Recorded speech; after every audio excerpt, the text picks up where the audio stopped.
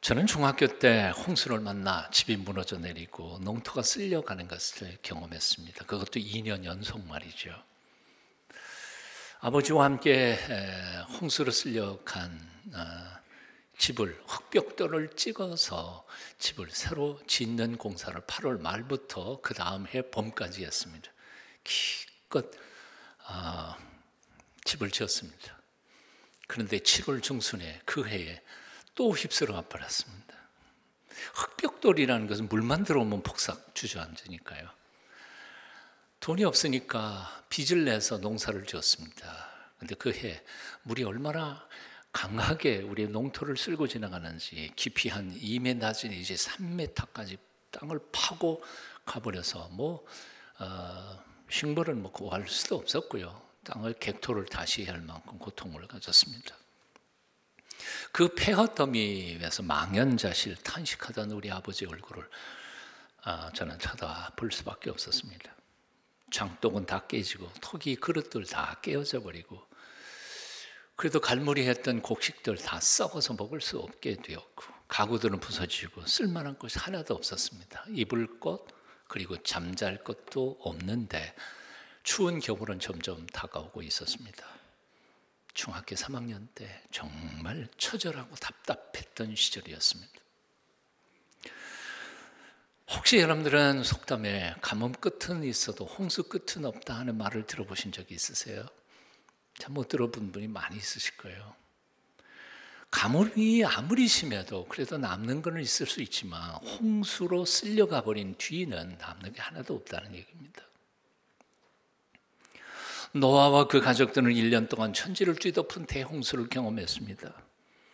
1년 만에 방주문을 열고 세상으로 나갔지만 풍요로웠던 1년 전의 세상과는 전혀 다른 차원의 세상이 열려 있었습니다. 물에 빠져 죽은 동물들의 시체들이 여기저기 썩어가고 있었고 물 근원에 오염되어서 마실 물조차 없었습니다. 할 일은 널려 있는데 복구는 엄두도 내지 못했습니다. 그 폐허더미 위에서 노아와 가족들은 지난 1년 동안 겪었던 하나님의 그 무서운 홍수 심판을 기억하면서 두려움에 떨고 있었습니다. 우리가 조금만 잘못하면 또다시 하나님은 우리를 휩쓸어 버릴 수도 있을지 모르겠다 하는 두려움과 불안 말입니다. 그런데 그런 노아와 그 노아의 식구들의 마음을 아시는 하나님께서 그에게 다가오셔서 오늘의 말씀을 나눠주시는 겁니다. 오늘 말씀을 저는 아주 쉽게 그리고 현대식으로 조금 풀어서 여러분들에게 소개해드리고 싶습니다. 노아야, 그동안 무서웠지? 하지만 내가 다시는 홍수로 너희를 멸하지 않을 거야. 저기 무지개 보이니? 내 약속에 편한다. 그러니 걱정하지 마라. 난 내 하나님이야. 나만 믿고 나만 바라봐. 이제 나와 함께 다시 시작해보지 않겠니? 나와 함께 새로운 세상을 한번 만들어 보자꾸나. 내가 널 꼭 도와줄게. 아멘. 여러분의 삶의 처지를 잘 모릅니다. 하지만 오늘 사순절을 시작하는 첫 주일 아침 여러분의 영혼 속에 하나님의 위로와 권면의 말씀이 들려지시기를 축원합니다. 혹시 여러분 1월 셋째 주 설교 제목 아세요? 기억하시는 분은 제가 아주 큰 거를 드려야 되겠는데 한번 따라해 보시죠. 다시 시작하자. 오늘 제목이 뭐예요? 똑같아요. 제목은 똑같지만 강조점은 다른 데 있습니다. 1월 셋째 주에 다시 시작하자 하는 것은 새해를 시작했지만 3주 만에 우리의 생각과 결심 다 무너져 내렸어요. 그래서 다시 시작해 보자 하는 우리의 결심을 다지는 제목이었습니다. 하지만 오늘의 다시 시작하는 것은 절망과 패배 가운데 폐허더미에서 낙심하는 우리에게 다가오셔서 얘야 다시 한번 시작해 보겠냐? 권면하시고 위로하시는 하나님의 음성을 오늘의 설교 제목으로 잡아봤습니다. 사순절 40일 기간 동안에 어떤 기회이든지 나는 주님의 이 음성을 들었으면, 여러분들이 들었으면 좋겠습니다. 창세기 1장 31절에 보면 하나님께서 지으신 모든 세상을 보시고는 너무너무 좋아하셨습니다. 지으신 모든 것을 보시니 보시기에 심히 좋았더라 감탄하셨습니다. 참으로 하나님이 지으신 세상은 정말 아름다웠습니다. 그리고 복됐습니다. 그런데 아담의 불순종으로 말미암아 그 아름다운 세상이 졸지의 인간의 타락과 범죄로 죄악으로 오염되어 버리자 하나님은 탄식하시고 세상을 물로 심판하실 수밖에 없었습니다. 하나님의 홍수로 세상을 심판하신 이야기가 바로 창세기 6장부터 7장, 8장, 9장 초반까지 나옵니다. 그런데 이 6장, 7장, 8장에 아주 중요한 본문이 두 군데가 나옵니다. 첫 번째 본문을 한번 같이 읽겠습니다. 여러분 읽으시면서 그냥 읽지 말고요, 머릿속에 기억하셔야 돼요. 예? 첫 번째 창세기 6장 5절부터 7절 함께 읽겠습니다. 시작. 여호와께서 사람의 죄악이 세상에 가득함과 그의 마음으로 생각하는 모든 계획이 항상 악할 뿐임을 보시고 땅 위에 사람 지으셨음을 한탄하사 마음에 근심하시고 이르시되 내가 창조한 사람을 내가 지면에서 쓸어버리되 사람으로부터 가축과 기는 것과 공중의 새까지 그리하리니 이는 내가 그것들을 지었음을 한탄함이니라 하시니라. 이제 기억하셨죠? 조금 이따 질문할 겁니다. 두 번째 본문을 읽어봅니다. 창세기 8장 21절입니다. 함께 또 읽어보시죠. 시작. 여호와께서 그 향기를 받으시고 그 중심에 이르시되 내가 다시는 사람으로 말미암아 땅을 저주하지 아니하리니 이는 사람의 마음이 계획하는 바가 어려서부터 악함이라. 여기까지만요. 이는 그 이유는 사람의 마음이 계획하는 바가 어려서부터 악함이라. 앞에 있는 창세기 6장은 홍수 이전의 하나님의 얘기고요, 8장은 홍수 이후의 얘기입니다. 뭐가 달라졌습니까? 질문했으니까 대답하셔야죠. 뭐가 달라진 것 같아요? 예, 사람이 달라졌나요? 사람은 하나도 달라지지 않았어요. 이제 홍수 이전에도 사람은 마음에 계획하는 것이 악해. 그래서 하나님이 세상을 심판하실 수밖에 없었어요, 물로. 근데 세상에 물로 심판하시고 난 다음에 인간이 바뀌었나요? 아니요, 여전히 악해요. 여전히 악해요. 다시 이렇게 질문해 보죠. 하나님이 세상을 홍수로 심판하신 이유가 뭐였었나요? 창세기 6장에 사람들의 마음이 악한 것, 그래서 심판하셨어요. 다시 질문해 봅니다. 그러면 창세기 8장에서 하나님이 다시는 물로 심판하지 않기로 작정하신 이유가 뭔가요? 인간들은 본래부터 악하니까. 물로 자꾸 심판하면 정말 사람도 한 명도 남지 않게 생겼으니까. 그러니까 하나님께서 홍수 전에 물로 심판하신 이유도 인간의 약함 때문이고요, 홍수 이후에 하나님이 다시는 물로 심판하지 않기로 결심하신 이유도 인간이 악하기 때문이에요. 뭐가 달라졌어요? 하나님이 달라지셨어요. 참 똑똑해요. 예.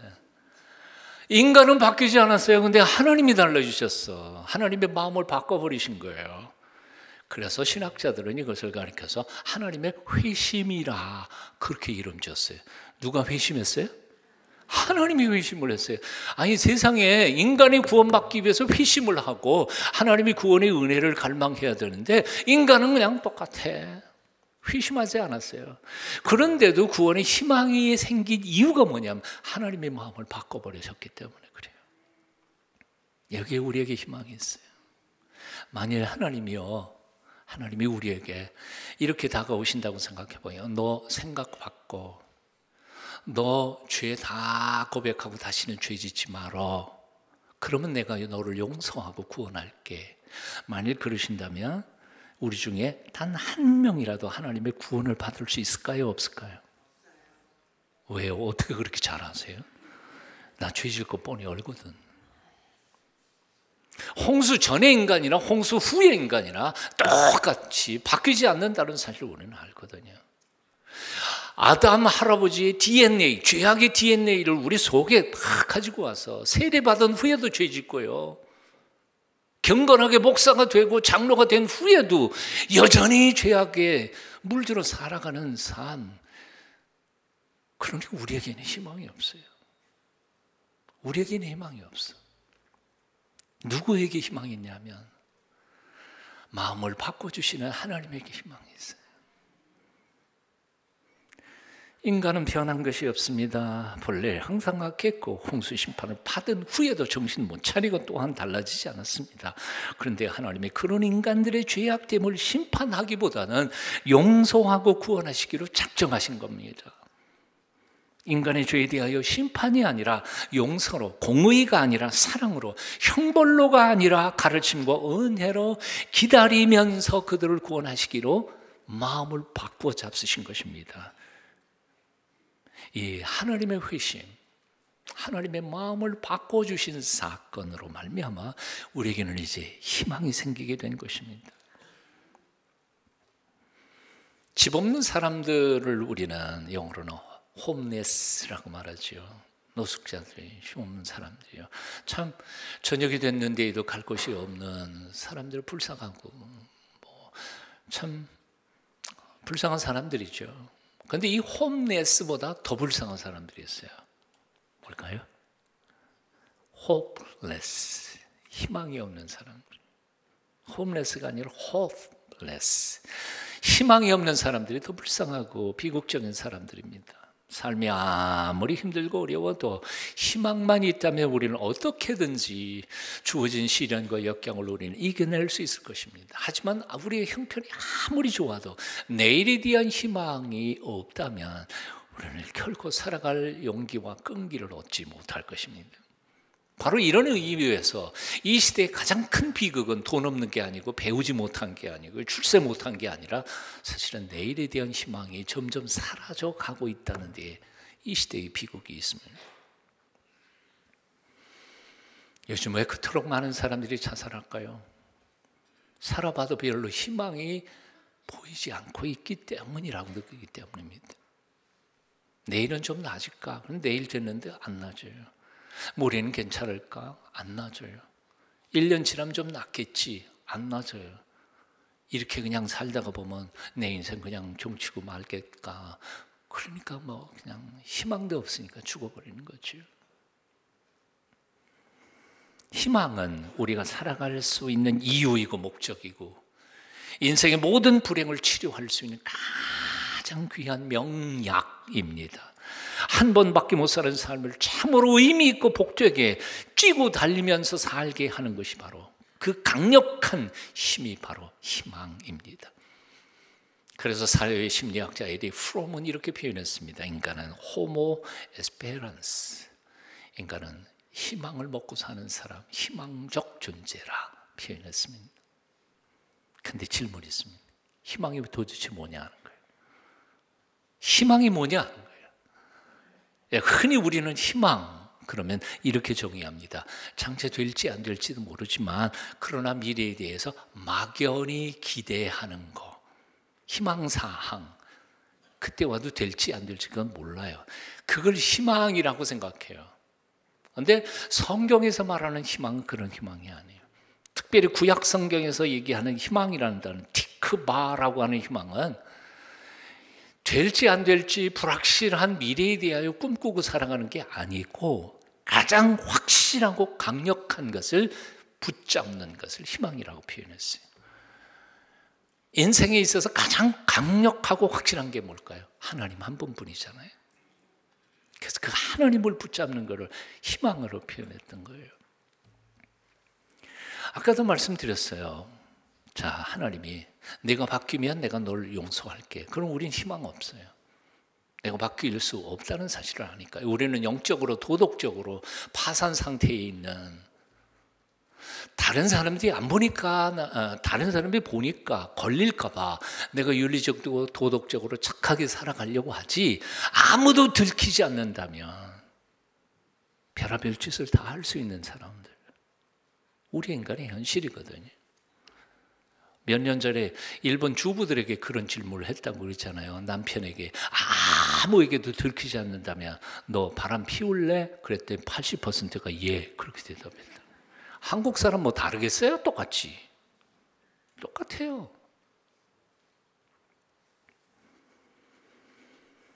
하나님께서 마음을 바꾸셨어요. 나는 내가 바뀌지 않아도 너를 용서할게. 나는 네가 온전히 거룩하고 의로운 사람이 되지 않아도 난 여전히 너를 사랑해.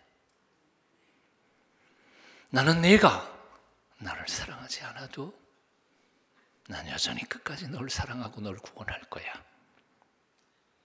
이것이 성경에서 우리가 만나는 마음을 바꿔버리신 우리 하나님 아버지의 모습이라 그 말입니다. 아멘. 그래서 어떤 사람들은요, 창세기 6장, 7장, 8장을 읽어가면서 그 이전의 공의의 하나님이 새롭게 완전히 달라지셔서 사랑의 하나님, 긍휼의 하나님, 무조건 용서하시면서 우리를 구원하실 구원자 하나님으로 바뀐 사건이라 그렇게 고백해요. 나는 이번 사순절 기간 동안 이 하나님 여러분들이 만나 뵀으면 좋겠습니다. 그분을 만나 뵈었고 여러분 마음속에 있었던 죄책감, 죄의식, 두려움, 걱정 다 해결하시기를 축원합니다. 예레미야는 이렇게 고백했습니다. 이스라엘의 소망이시요 곤란한 때의 구원자이시요. 하나님을 이렇게 불렀어요. 왜 하나님이 우리의 소망이시고 희망이시고 그리고 티크바일까? 이유는 간단해요. 하나님은 우리의 연약함뿐만 아니라 우리의 고집불통의 죄악의 모습까지 다 알고 계세요.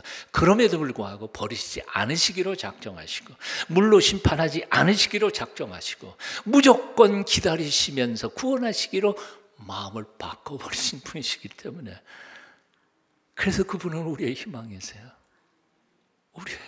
우리가 그분 때문에 우리 자신의 희망 없는 우리로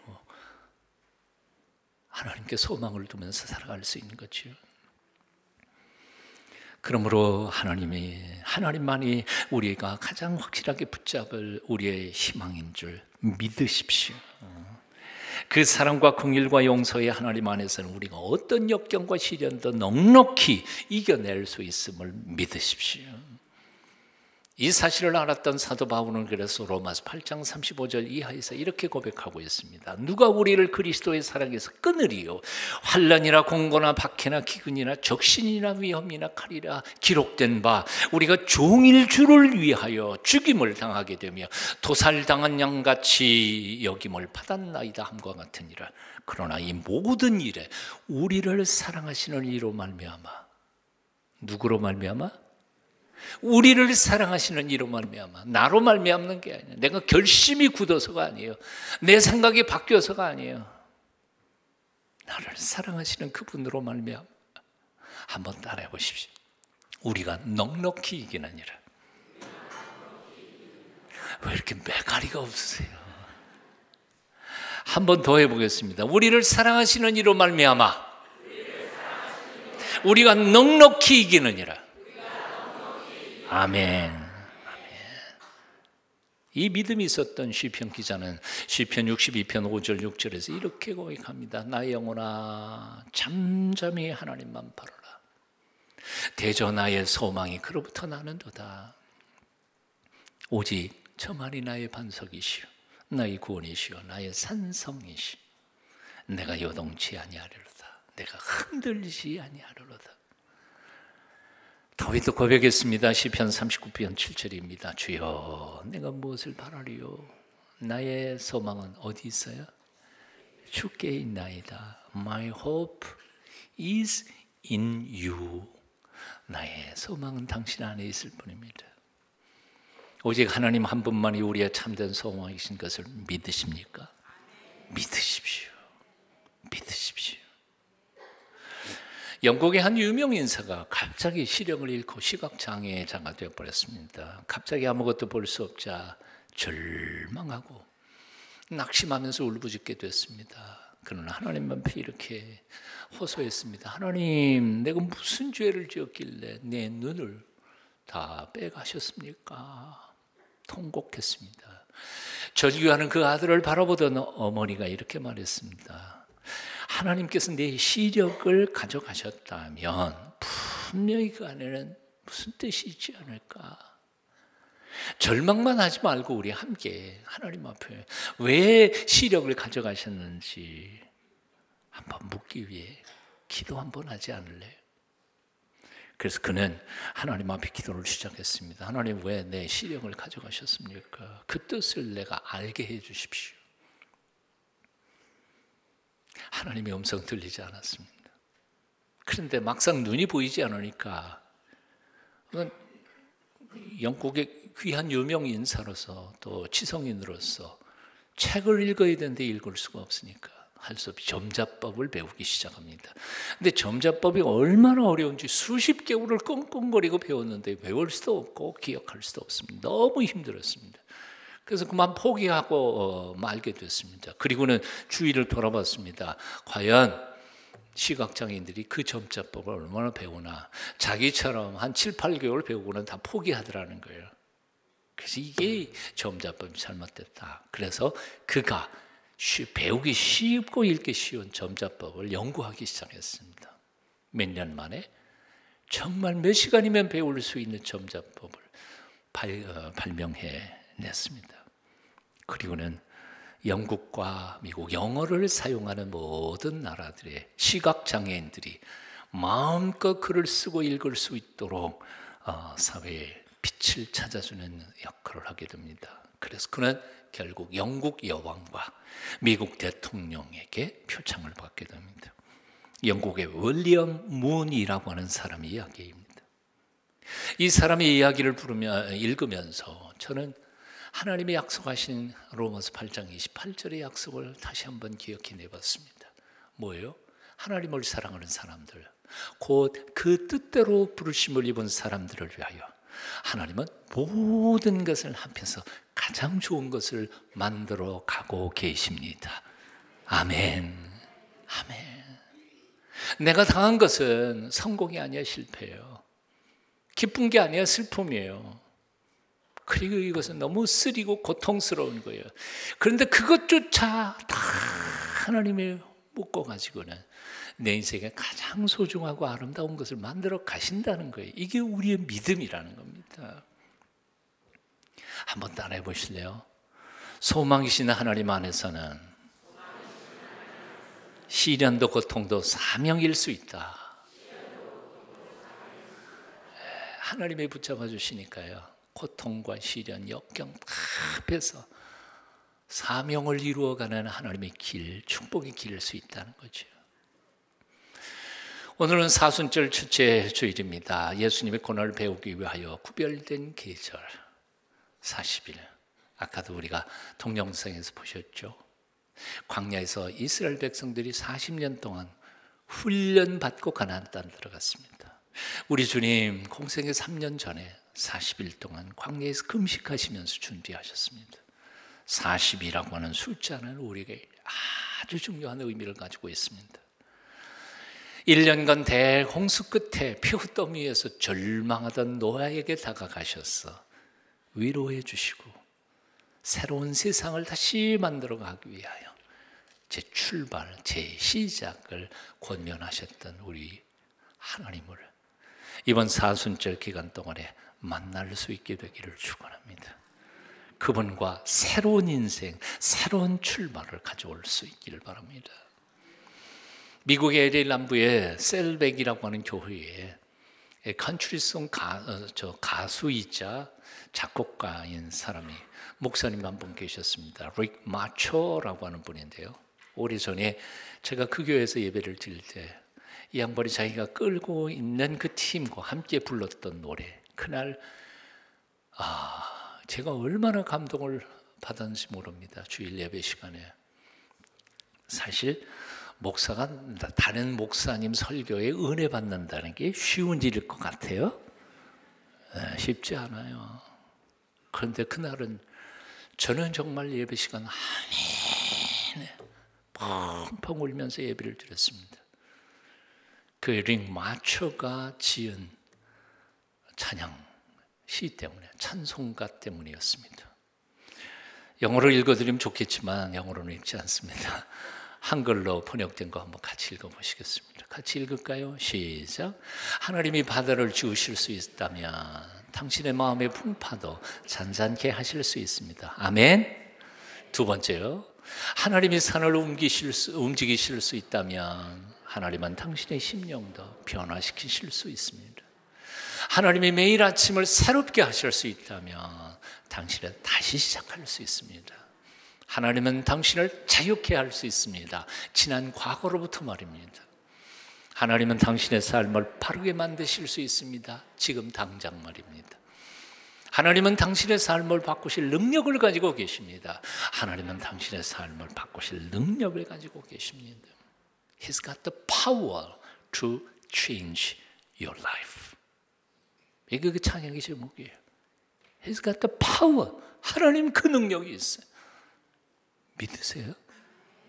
바다를 지으신 하나님이 내 마음속에 일어나는 작은 풍랑조차 잔잔케 못하실까요? 근심 걱정 하나님이 조정 못하실까요? 호렙산과 시내산을 흔들어 놓으신 하나님, 포항에 지진을 일으키신 그 하나님이 내 인격, 내 과거로부터 그 추한 과거로부터의 삶을 새롭게 만드실 힘이 없으실까요?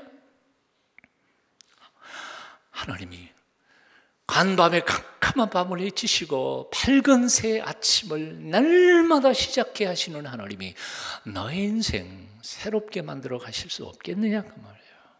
있어요. 하나님은 그만한 능력을 가지고 계신다고요.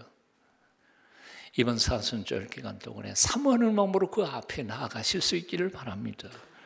He's got the power to change your life. 여러분의 인생을 바꾸실 수 있는 힘을 가지신 그 하나님 앞에 엎드리십시오.